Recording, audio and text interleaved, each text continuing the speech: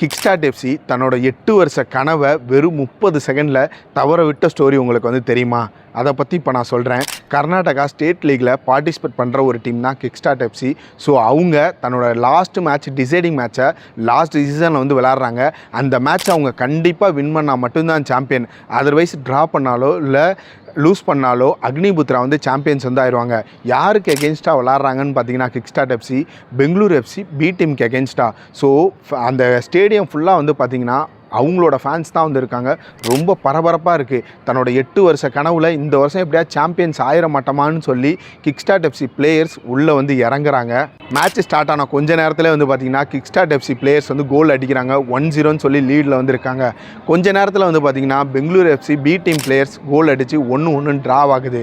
கொஞ்ச நேரத்தில் again kickstart FC players 2-1ன்னு சொல்லி லீடில் வந்து இருக்காங்க. அப்போ எக்ஸ்ட்ரா மினிட் வந்து தராங்க. ஸோ மேட்ச் ஆல்மோஸ்ட் முடிஞ்சதுரா, கிக்ஸ்டார்ட் தான்டா சாம்பியன்ஸ் அப்படின்னு எல்லாரும் நினச்சிக்கிட்டு இருக்காங்க. 3 நிமிஷம் எக்ஸ்ட்ரா மினிட் தராங்கல்ல, அதில் கிட்டத்தட்ட 2.5 நிமிஷம் வந்து முடிஞ்சிருச்சு. கடைசி 30 செகண்டுக்கு முன்னாடி வந்து பார்த்திங்கன்னா Bengaluru FC B team players வந்து கிராஸ் வந்து போடுறாங்க. அதை அவங்க பிளேயர்ஸ் வந்து ஹெட் பண்ணுறாரு, கோல் ஆகுது.